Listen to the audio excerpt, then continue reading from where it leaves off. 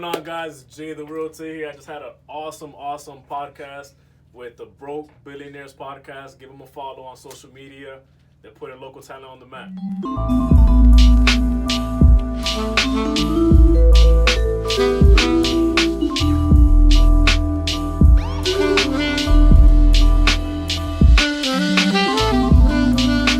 All right, man, this is the Broke Billionaires podcast. I'm Sham. And this is Lewis. And we got a special guest in the building, Jason, better What's known going on, as guys? Jay the What's Realtor. going on, man? Yes, sir. What's going on, my brother?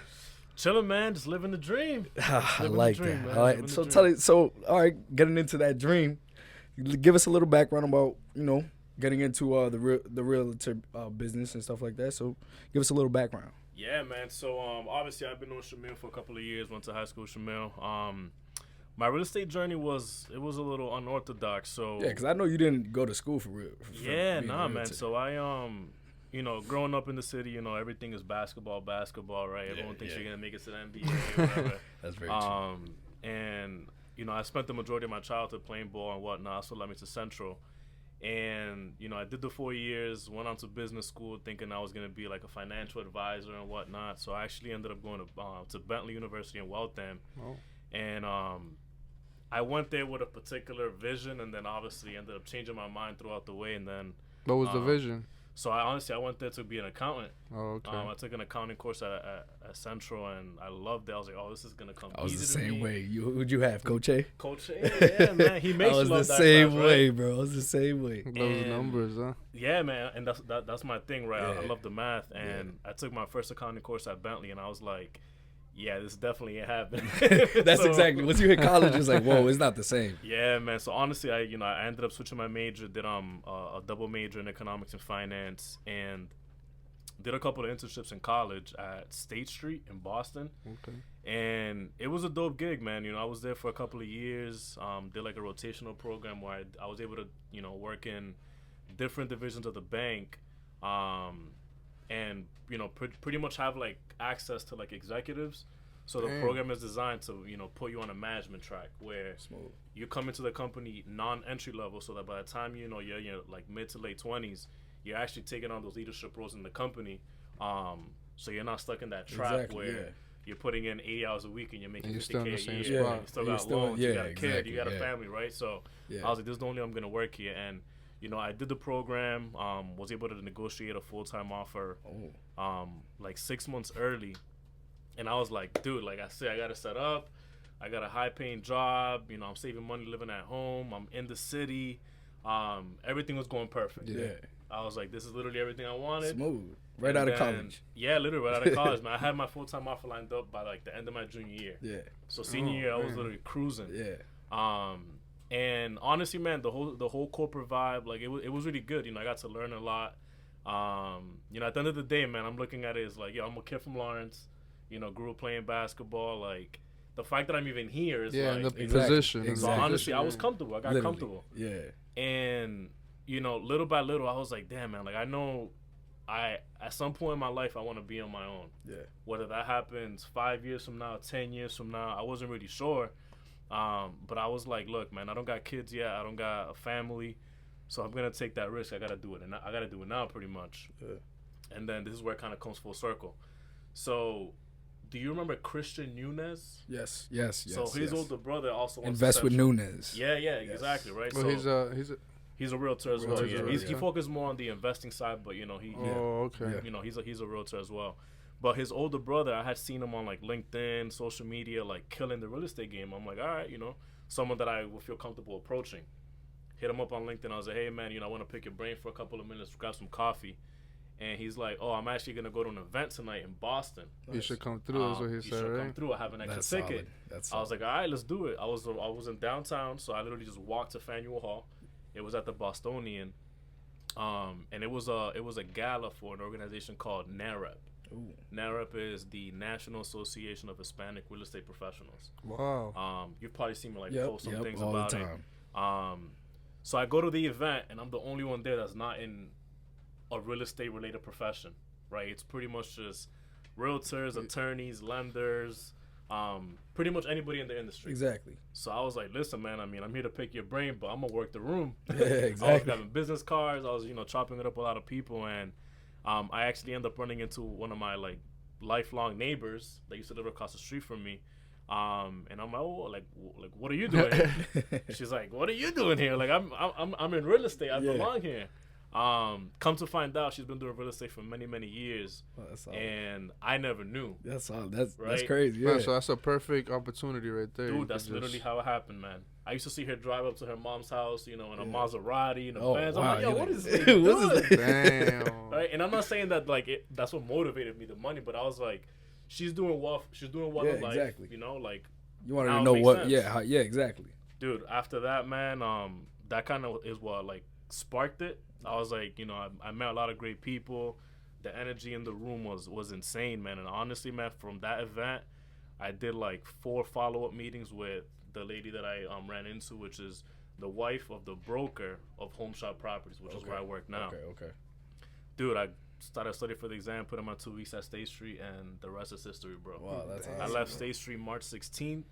Started doing real estate full time on the 19th. I like that. You just had the vision. Dude, I just went for it, man. I was like, listen, if I flop, it is what it is, man. You kind of were like, if I flop, I have something in the background. Exactly. If anything. Yeah. Right? But you knew you weren't going to flop, though. Exactly. In your back, if you're going to make that, that decision. Yeah, like you're going all in. You got to make it work, bro. That's what it is. So far with all the interviews, everybody's just been diving in. That's what it is. You just got to throw yourself in there and do what you got to do. Exactly. No risk, no reward.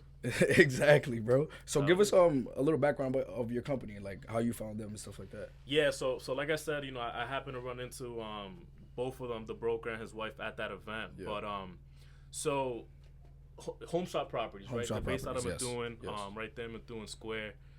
They've been in business, for over a decade. But that particular office themselves, they've been there since I want to say 2011. Oh, nice. Okay. But both Johan Lopez, the broker, and his wife, they first started with like Center 21 back in the day, and over the years they eventually, they wanted to made their own thing, right? Nice. They have like their own shop. And honestly, man, the whole real estate game, you guys, most people are familiar with the Center 21s, the Coco Works, Keller Williams. Yeah, it's true. I haven't seen much of the Home Shop Properties. Exactly, that's very true. That's very true. And there's nothing wrong with the franchises, right? No, of course not. Everyone is gonna offer their perks, but for me coming into the industry, it was like, okay, am I gonna go ahead and jump on the franchise, the wave, pretty much. The wave, or do I go somewhere that's gonna starting small? Yeah, start small. Not even start small, just somewhere where at a small. I'm gonna be able to grow. Exactly. Because and I'm not doing this shine negative light on anybody else. It's just the learning for me. Experience. The most important thing was go somewhere where I'm gonna be able to have access to the broker, right? The knowledge. Yeah. If I have a question, if I have a situation, who can I go to and get an answer right away? Exactly. Right. Yeah. That's one thing. The second thing was culture, right? I think culture is very, very important, especially coming from the corporate world. I was able to work in different divisions where the culture and the energy was just off. Yeah, that's key. And that rubs off. Culture is super key. Dude, that rubs off, man. And I just wasn't gonna start a brand new career and be somewhere where I had, where you're not comfortable. Exactly. So they honestly, man, they were the perfect firm for what I was looking for. And then obviously having that relationship with her name is Walkie, by the way. Okay, nice. Having the relationship with her. I was like, this is a perfect situation, man. It's a one-stop shop. People, whether they're looking to purchase, sell, they need apartments. You're going to get everything there, right? They're very well-known in the community. They're very involved in the community. Yeah. So it was a perfect place for me, man. But Home Shops, they've been in the industry for many, many years, man. That's good. That's awesome. And you're comfortable there. That's all that matters. Yeah, man. I mean, at the end of the day, man, comfortable within that environment. Yeah. But in this industry, man, like there's you can never be comfortable. It's like, so give me a little bit more about that. Yeah, man. I mean, of how I feel like you always have to be on your toes. You're always moving around, like you said. Always, bro. Yeah. In this industry, man, to do well, you can't do it part time, man. You're all in. It's a full time thing. You're in it every single day. Yeah. At the end of the day, we're in sales, right? So you gotta service the client. Yeah. If a client calls me at midnight on a Sunday, I'm picking up that phone call. You know what I mean? They can call me at 2 in the morning. It's just you know, you're in the service business, and you know, if you're not looking out for the best interest of your client, you know, It's customer they're service. exactly, they're gonna go to somebody else. Yeah, who's they'll gonna find provide that someone else. for them, right? And at the end of the day, man, your reputation's on the line. Exactly. So, you know, if you're not there for your client when they need the service, you know, that can shine a negative light on yourself, but the referrals won't come in. Exactly. Exactly. And that's the business, man. You know. So being in this referrals. business, how do you separate yourself? Because like you said, there's so much competition. You got the Coco Earlys, you got all these other different brands. So how do you separate yourself as a realtor from other realtors? Nah, absolutely. So honestly, my main you know, source of business has been social media. Okay. Yeah, I see you're good with it too. You're good and with honestly, and honestly, like it's an everyday improvement, right? Because we're already preoccupied with the showings, having buyer consultations, seller consultations. Yep. There's not much time that we get to play with, and then social media marketing in itself is already, you know, that takes up a lot of time. Exactly. Yeah. You know, I don't have like a team where he's like, hey, look, you know, just record me, edit it, like. Yeah, exactly. It's all you. Show. It's all you. Show. Yeah. So social media has been a huge thing for me. Most of the people that have been in the business for many years, they've been able to build a reputation, right? Yeah. So they're not as active on social media. So I was like, listen, man, if you guys are not as active on social media, then that means that I gotta be able to fill that gap for my own brand, you know, growth, and be very, very active, and not just on Instagram, right? You gotta be on all of them. So on all of them. Instagram, Facebook, LinkedIn, Twitter, all that stuff. But LinkedIn is huge too. Yeah, and honestly, a lot of realtors don't use LinkedIn because they think it's a platform strictly for, you know, the corporates. Yeah. And it's like, that's not the case, man. You know, and even though it's a very competitive industry, LinkedIn in itself, that's the perfect place to mastermind, right? Yes. You reach out to another agent in Utah, yes, in New York. It could be anywhere, man. But at the end of the day, you know, even though there's a lot of competition, most agents, like, they're actually in it, man, to like help somebody else out, right? You know, it's like the whole saying, lift as you climb. Exactly. If you're not helping somebody else that's below you or next to you or above you, you know, you're doing it wrong, man. Exactly. That's true. So, you know, there's a lot of things that go into it, like how to make yourself stand out, man. But it's just, at the end of the day, what it boils down to, man, is just being genuine, right? Yeah, being yourself, right? Exactly. And a lot of people, they like to put up the front.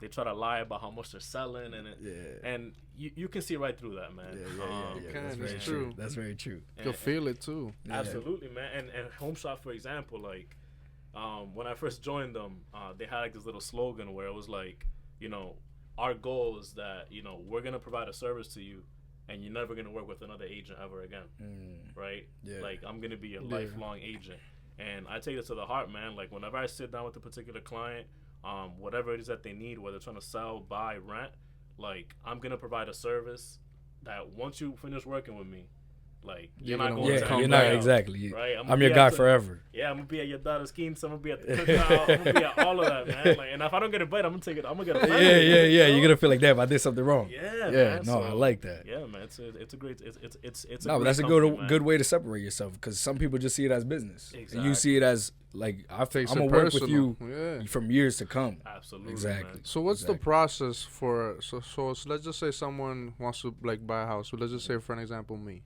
Mm-hmm. So what would you recommend me to first do? Like, what's talk me into the steps? Yeah, I'm gonna give you a buying consultation right now. All right, let's go. So I'll go over briefly, right? Yeah, no, it's too so crazy.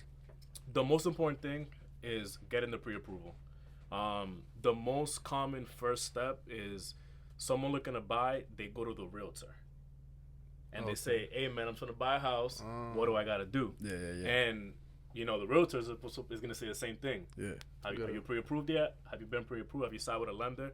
So we actually can't do anything unless you have a pre-approval, right? And the pre-approval process itself is pretty straightforward. The bank or the mortgage broker, whoever you're working with, they're going to require 2 years of tax returns. They're going to verify your income, and you're going to provide, like, you know, recent pay stubs, W-2s, whatever the case may be.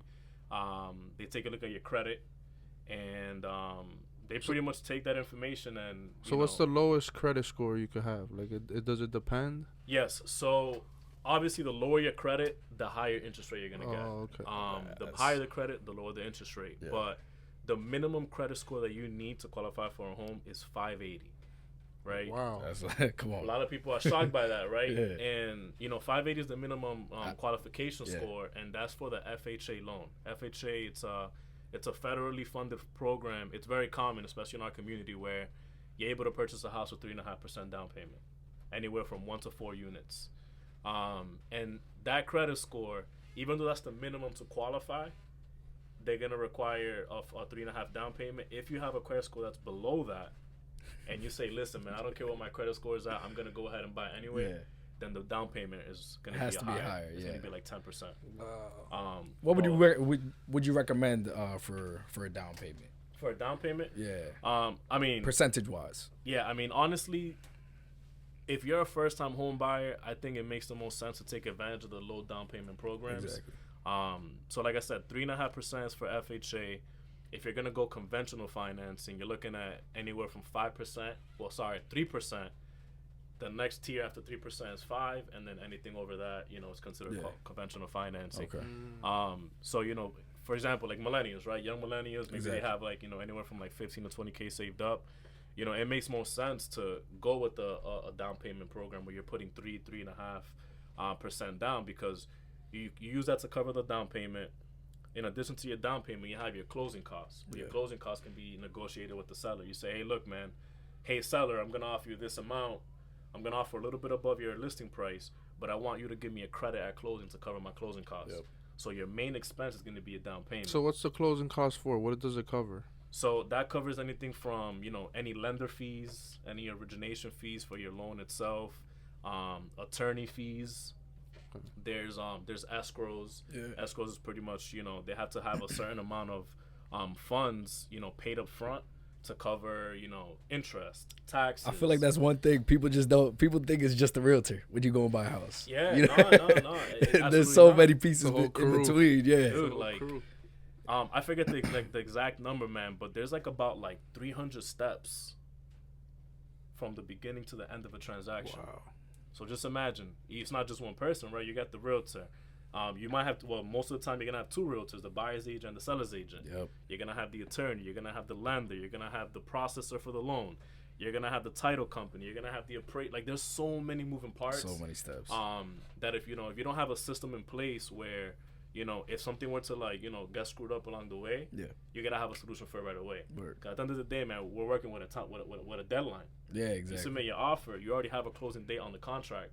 Yeah, there's ways to extend the closing date, but the perfect situation is where, you honor that contract and there are no hiccups. Yeah. Every single deal is gonna have a hiccup, but you gotta respond. You gotta, find a solution right away. Yeah. But yeah, man, from start How long to finish, is that usually? Typically, you're looking at anywhere from 30 to 45 days. Okay. There's a lot of competition in the market right now, so a lot of lenders are implementing systems where they're actually able to close in less than 30 days, right? Oh. I've had transactions that have closed in less than 30 days.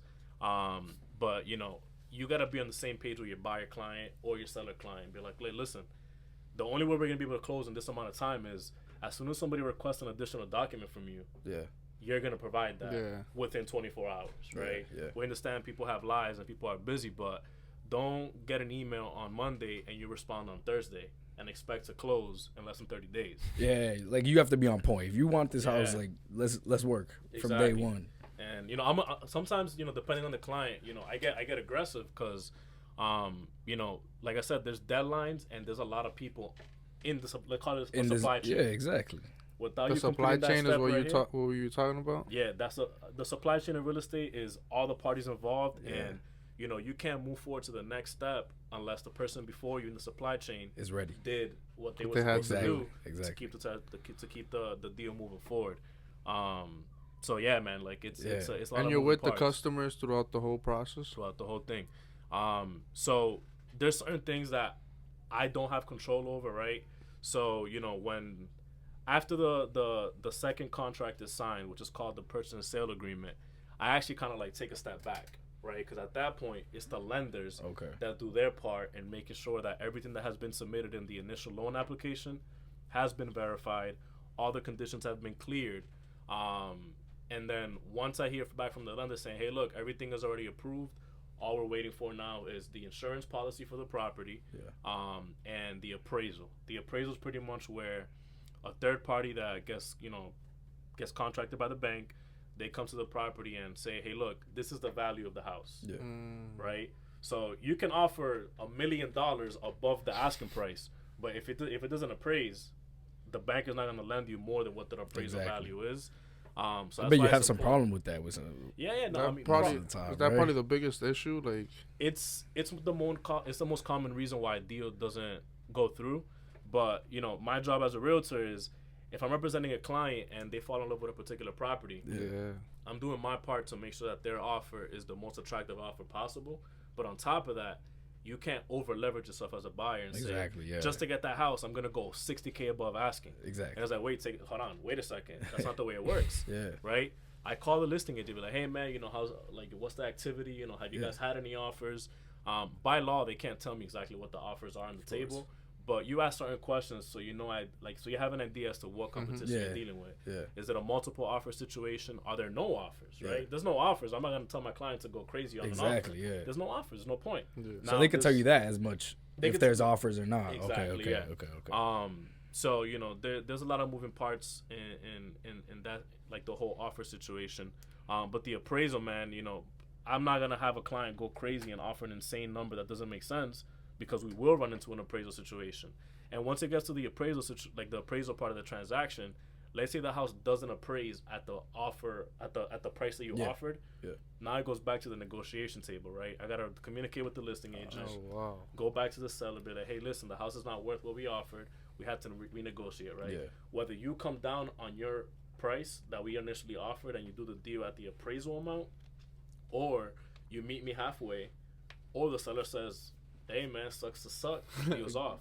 I'm not selling it at that exactly. And they'll go ahead and put it back on the market and work with a different buyer. No, that's true. That's very true. Yeah, it happens, man. I mean, because some people aren't in a rush. You know what I'm saying? They just put it out there. All right, let's see what we could get. That's You know what I'm saying? Knock on wood, it hasn't happened to me where I've had an appraisal issue that made the deal fall apart. I have run into an appraisal issue, but we were able to negotiate and get it to a good number. Exactly, yeah. Right. But it happens, man, and it's a scary feeling because just imagine you all have a that client. work. You work for 30 or 45 days, and at the end, it's like, yeah, sorry, man, you ain't getting paid. That's crazy. Especially for you, man. Just like you said, I'm not getting paid. I just put in all this work. Yeah, man. And that's one of those things that, you know, you gotta bite the bullet at times. You gotta understand that, you know, these things happen. You know, you can't get discouraged. Exactly. You just gotta, like I said, you know, at the end of the day, our job is to find solutions. Because every single transaction, no matter how perfect that client's credit score is, their finances, something will happen on that loan. And you gotta be able to, you know, react when that time comes. Exactly. You gotta be prepared, pretty much. So what are because I was reading earlier, what are cash reserves? What is that? Like, cash reserves. So cash reserves pretty much is you have some money aside that, you know, at the end of it, look at it as as an emergency fund, just in case. And that's how the bank is gonna look at it, right? If you're buying a house and you have a mortgage of like $3,000, right, and your bank statement right now says you have about $1,000 in there, what happens if you don't get a tenant that's gonna be able to cover some of the income required for that mortgage? That's very the true. Bank is gonna say, all right, man, I need some cash reserves in your bank account. I need to see 3 months, 6 months. Whatever the bank requires, I want to see that amount in your bank account right now. So you recommend that for Absolutely, everybody? Yeah, man. You know, some people obviously, they're so desperate to buy a house, they'll just go all in. If they don't need a cash reserves, and the bank is gonna say, hey, man, you know, we'll finance it regardless. They'll go ahead and do it, man. But at the end of the day, such a risk. It's a big risk. And you know, the way I operate my business is, I'm not gonna shove a property down your throat, right? If the numbers don't make sense for what your financial situation is, then hey man, you know, maybe let's go with a different property, or let's wait a little bit. Let's get your savings up. Let's work on your credit. Because I don't want someone to get into a situation where a couple years down the road they're like, damn, what the hell did I get myself into? And then all the fingers point back at me. Because I told them all the benefits with this particular deal, right? So there's like a fine line you gotta walk when it comes to that. But yeah, I mean, if you have the means to have a cash reserve or some type of emergency fund, you know, at the end of the day, you know, it'd be stupid not to have it. Because like I said, things happen. Let's say a tenant of yours has to go back to Dominican Republic because their parent is sick. And they can't pay you that rent on a monthly basis. If you can't find the tenant right away, who's paying that? Or mortgage? now with this coronavirus thing, bro, people can't go to work. You just don't know, man. Bro, man, it's true. It's so true what you're saying. Yeah, You got to be on people don't point. take it serious, man. Yeah, they're just like, all right, let's get a house. So has there ever came across where like a customer said, well, I want this house, and then you're like, nah, you have to settle for something lower, where they're like, nah, forget it. Yeah, I mean, yes and no. So They were like probably like mad, right? Like, oh, come on. I mean, I wouldn't call it mad because at the end of the day, when someone goes to a realtor, they're relying on their advice, their professional service because they're in this business on a daily basis, right? So I've had clients that go see a house and they're like livid and they want that house, but then I have to bring them back to reality and say, hey, look, this actually won't work. Yeah. I don't say no, don't do it because I don't think it makes sense with your situation. I tell them like, yo, if it doesn't work, it doesn't work. Exactly. This is why. Yeah. What you don't want to do is tell a client no and I explain the reason why. Exactly. Because at the end of the day, they're relying on your information, right? There's particular clients where, let's go back to the whole pre-approval thing, right? Let's say I have an approval of $400,000, and that's like my cap, right? Yeah, like there's no like little wiggle room, like no, like that's 400 is the max. Like, and that's fortunate. And I go to my realtor and I say, hey man, show me that house. Oh, what's the cost? $450K.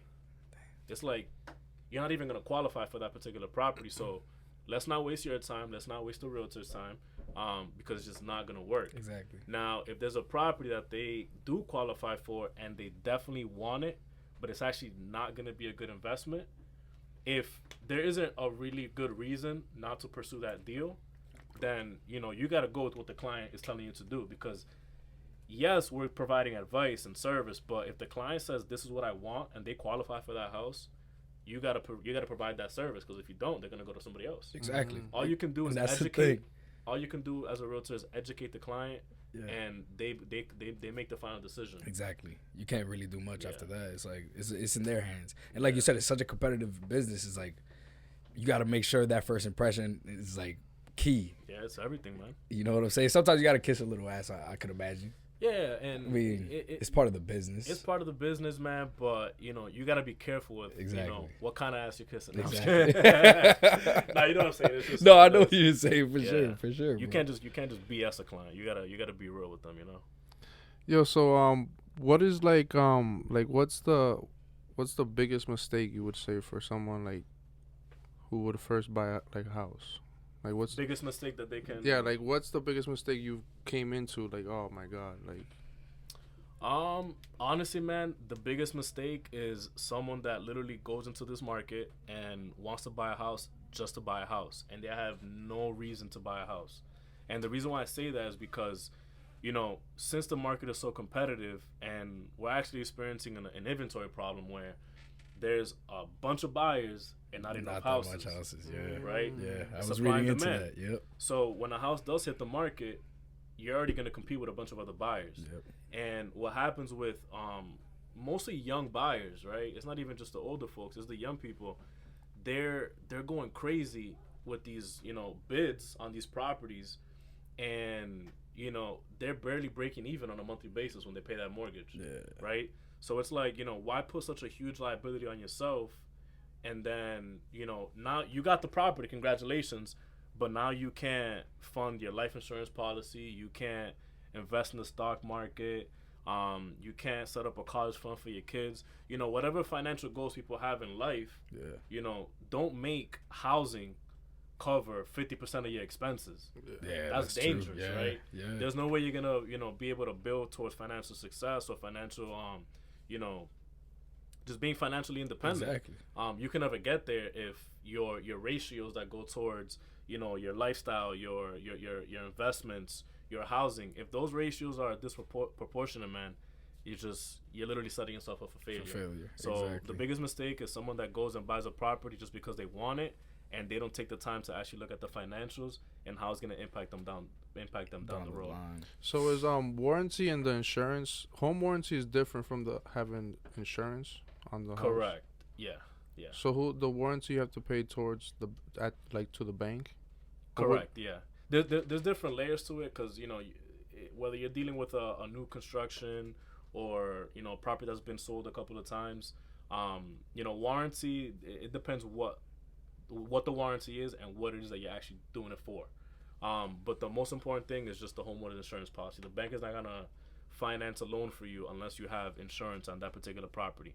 And there's certain requirements, right? You can't just say, oh, I'm gonna find the cheapest insurance policy. It's like, no, you gotta get the insurance policy that covers that fits you, what you need to cover.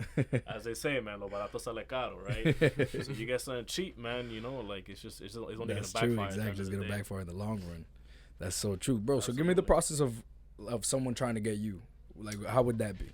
Yeah, so pretty much, I mean, getting to me is not really all that difficult. You know, the reason why I have a presence on social media is so people can have easy access to myself, right? Yeah. You know, if I'm not out on the road showing properties, I'm at the office. Yeah. And if I'm not at the office, I'm probably at like El Taller or something, just, getting some work done. But yeah, I mean, social media is the easiest way to get a hold of me. My phone number is all public. So literally, like, you literally would have to work hard to not find my information. So, getting to me, whether you find me on social media or you do a walk-in to the office, we have an open door policy where, anybody if you just walk in, someone's gonna help you out. That's awesome. Only time that's not gonna happen is if there's nobody in there. You know what I mean?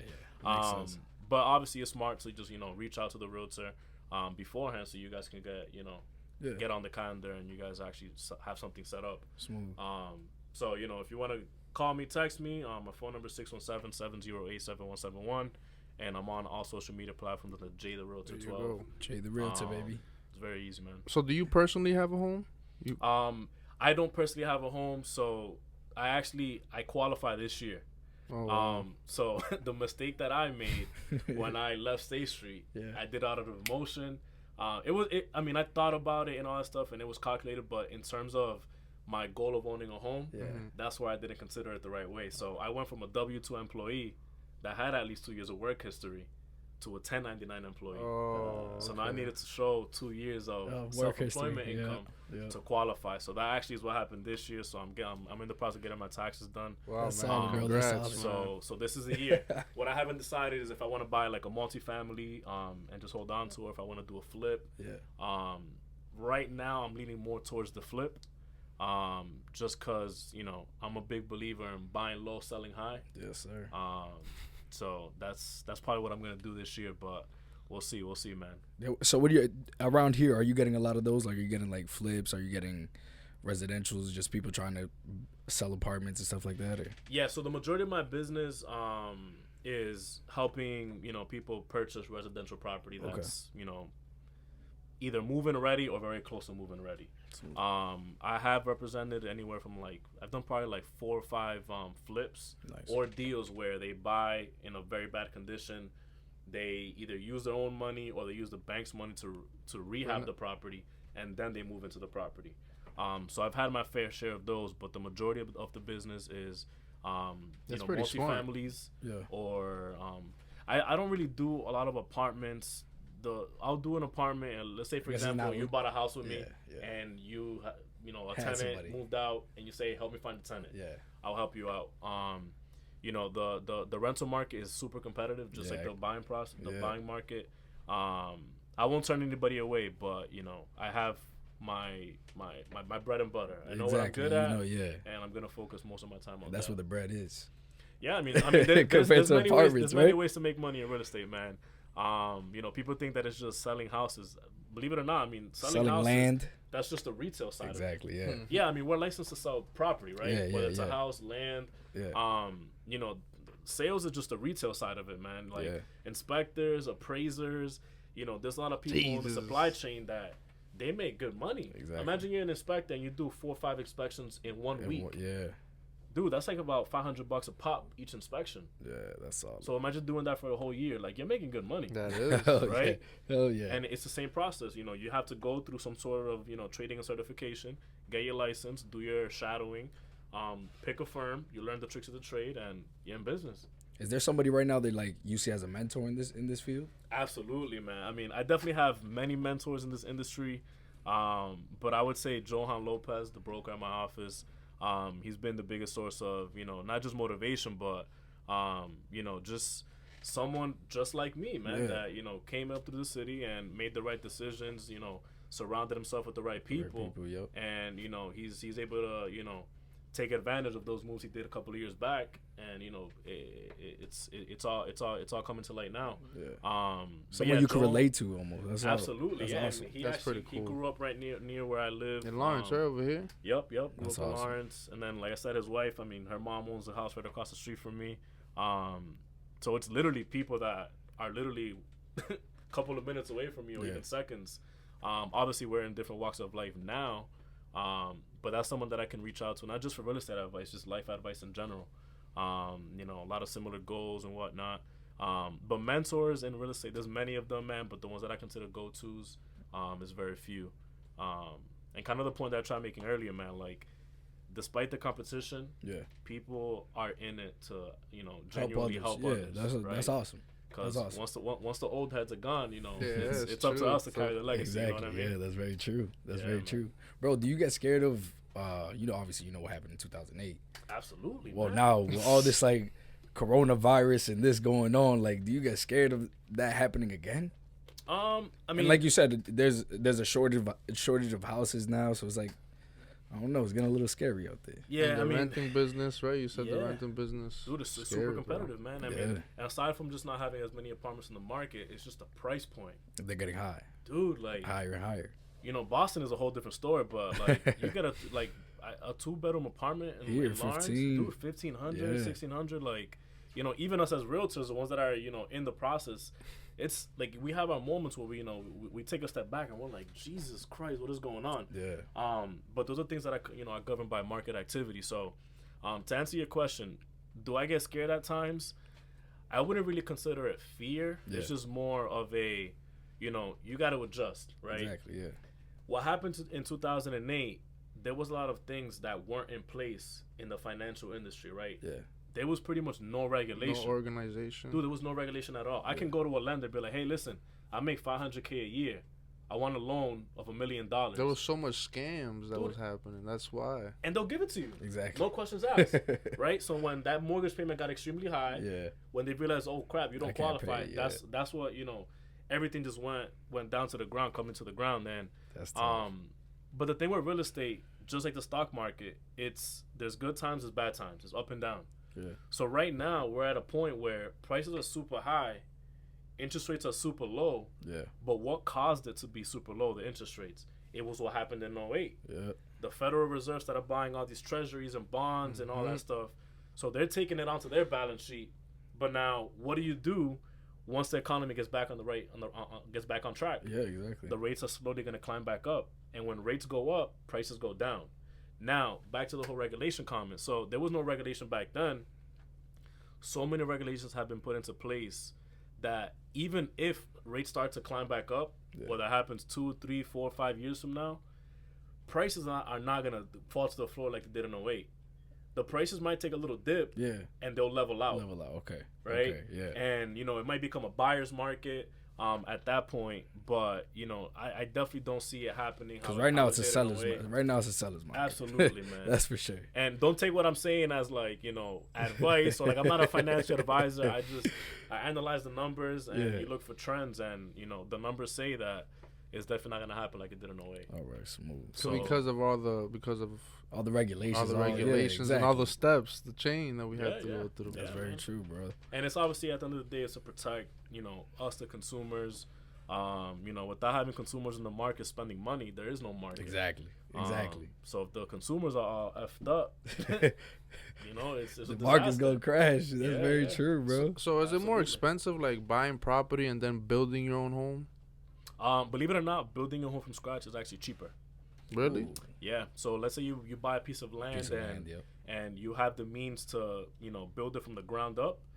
You spent much less building that house than you would if you were just somebody that saw the house being built, came and put an offer on that house. Think about it as a builder, as a contractor, developer. Yeah. The reason why they do these huge developments is because once they go ahead and actually put it on the market for sale or for rent, they're going to get top dollar. Yeah. So they'll make all the money back that they spent on it, which is a huge initial investment, but they're going to have, you know, that margin. There's that profit margin on the investment. Yeah. Yeah, man. So if you can build a house, you know, buy a piece of land and build the house from the ground up, your chances are you're going to be able to, you know, get at a much lower price. And if you just had to sell it right after you're done with some construction, that's even more. You know, you're gonna make some profit on that. Yeah. But obviously you gotta have the right systems in place, right? You can't just say I'm gonna buy a piece of land and start calling different contractors. You gotta have you better make sure you have the contractor, ready, layout, plumber, everything you got ready, your plans, everything's approved through the city. 'Cause without those approvals, I mean, like, what if the city says, "Oh, sorry, that piece of land is not zoned for a 2-family, or it's not zoned for a 3-family." Yeah, exactly, because that's being in the right zone. Yep. Right? That's very There's a lot true. of zoning laws and things like that. Yeah. That So much people you have to like. It's so much before, bro. It's like you're like, can I? Yeah, man. Yeah, literally, bro. That's what it is, man. But that's what it is. You got to be informed. It's like they say, nothing good in life comes easy. Exactly. If everybody could do it, you know, everybody would be doing it. That's super facts, bro. Yep. That's super facts. Yo, Jay, man, I appreciate you, bro, for coming out, hey, bro. honestly, man, thanks for even having me here, man. Yeah, man. I feel like I learned a lot. What, bro? This is like a teacher session. This was just a little taste. Little taste. Just a little Yeah. taste, No, but I like I'm more interested now. Like that little taste that I want like a bite. I want bites now. You know what I mean? Man. Would you recommend somebody coming into this field? Into real estate? Yeah. I mean, Obviously, I know you don't want all these more competitors, but no, I mean, honestly, like, to be quite honest, man, like, at first, I used to think about that, but, dude, like, 10% of agents make 90% of the income in this industry. wow, that's crazy. Like, that stat, like, still sticks to me to this day. Like, That's crazy. there's a lot of people that come into this business because they see it as a get money quickly business. Yeah, fast. And, you know, your income potential is unlimited, but at the same time, you know, you gotta have the right systems in place to allow you to succeed.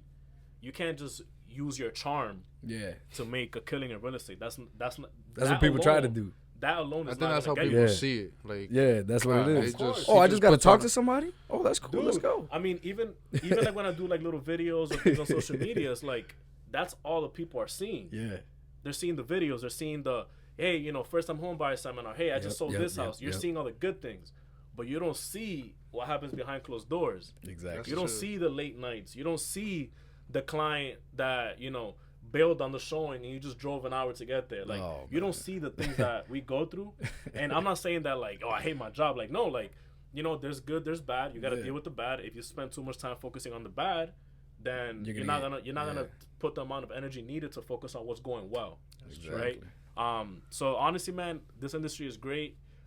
If you have, you know, the work ethic, you know, you have the personality, you know, definitely do it. Just don't look at it as a get money quickly, fast. because it's not about the money. it man. shouldn't be like that with it, like anything. So what is it about for you? Honestly, man, You said that a couple times. It's not about the money for Nah, you. absolutely. I want to know what's it about. I mean, like I said, man, I had a great situation. Exactly. I was making great money. It's like, why would someone leave that? And Exactly. honestly, dude, when I left, I didn't tell nobody. Only person I told that I was gonna switch industries was obviously the brokers that I was meeting with, and Wendy Estrella, which is Alex Estrella's mom. Yep. People I have, you know, a lot of confidence in, but I knew if I went to other people, they would have been like, dude, are you out of your mind? You're gonna go from a secure salary to something that you have no certainty. That's so true. But I, because me personally, if you would have came to me, I would have been like, bro, don't do it. Yeah, I don't know. And you know, I don't live life with regrets, man. But the main reason why, you know, I did it, and you know, is mostly about giving back, right? Yeah. And it sounds super cliche, giving back. Like, what does that mean? The Hispanic community, for decades, has not been represented well, and they have not had the means to purchase property. Yep. Right? I went to Central Catholic. I went to Bentley University, and I was able to see all these kids that, you know, they have life figured out, right? They have the mechanisms in place through their parents or, you know, grandparents, where if shit were to hit the fan, they have a plan B. They have something to fall back on. Yeah, that's very true. Right? I saw my mom and dad rent their whole life. Yeah. Right? Yeah, they were at a point where there is no plan B. Dude, exactly. They were at a point where they almost bought a house, and I remember, like, you know, I kind of remember because I was still super young, and they backed out because they didn't have the right information. Yeah. It was some loan officer just trying to sell them something. So crazy. But they weren't educating them, right? So I treat this business as a platform to educate. Yeah. And yes, I do the real estate part of it, but, you know, I love partnering with lenders and financial advisors to literally go back into our community and be like, listen, like, this is how you do it. Yeah. Don't fall into the same traps that your parents fell into just because that's all you saw growing up. Facts. there's more to life. We have the means to create financial wealth. But you just gotta make the right steps now. And if you don't do it now, then you're just gonna repeat the cycle. You're a step behind. Exactly. And honestly, man, I love the industry, man. So, That's if you do your job well, you respect people, you connect with the right people in the community, the money's gonna come. Exactly. Right. Yeah. But if you're only in it for the money, you won't last in the business. Yeah. Exactly. Because what happens when you don't have clients to sell a house to? Exactly. And then if you're in it for the money, you're over here thinking like that. I'm not even making money. I'm about to just leave. Or just making dumb mistakes too. And imagine you represented a family when you first came into the industry that you changed their whole financial situation in a positive way. Yeah. And they call you 3 years down the road. Oh, you're my son. I want to sell the house. And you're like, oh, I don't do real estate. You know what I mean? It's like, it's true. Bro, like you're building these relationships, man. Exactly. And you gotta maintain them. That's dope. Yeah. If you were just in it for that commission, what are you gonna do when you don't have that commission? Exactly, bro. You know what I mean? I love it, bro. I love it, bro. Bro, any questions for us, bro? Yeah. What do you think about? As we wrap up here, because you gave us a lot. I don't have questions, man. But I commend what you guys are doing, man. Word. Like I said, man, I love seeing the millennials out there, making moves, not doing the traditional 9 to 5. Not that it's a bad thing, but it's just, we have to explore our hobbies. We have more than that. Exactly. More than that. We have things to offer, We've already seen the 9 to 5. People shine a negative light on our community. And not just Lawrence, there's many communities in the nation or even in Massachusetts that, have that stigma. But there's a lot of talent. Yep. And people like you guys are putting that on the table and saying like, look, we're doing it too. Look at the talent, right? Put some respect on my name. Exactly. So yeah, man. Like I said, man, I commend it. Obviously, you guys are getting started. I appreciate you, brother. I appreciate you. You guys are gonna have multiple guests come in.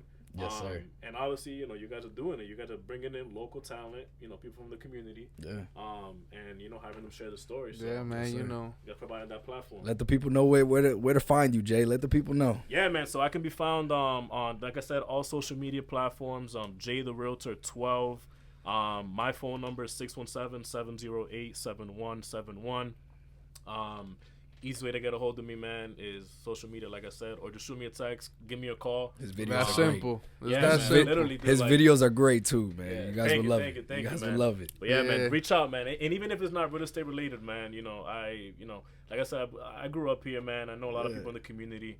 What I am or what I aspire to be is just a resource. And it doesn't have to be only real estate, man. Exactly. I just knowledge. Just knowledge in general. That's dope, man. I respect knowledge that. in general. Yeah, man. Man, Jason, I appreciate you, bro. I appreciate you a lot. Yeah, man. man. Hey, this is the Broke Billionaires podcast, man. You already Sir. know. We're out.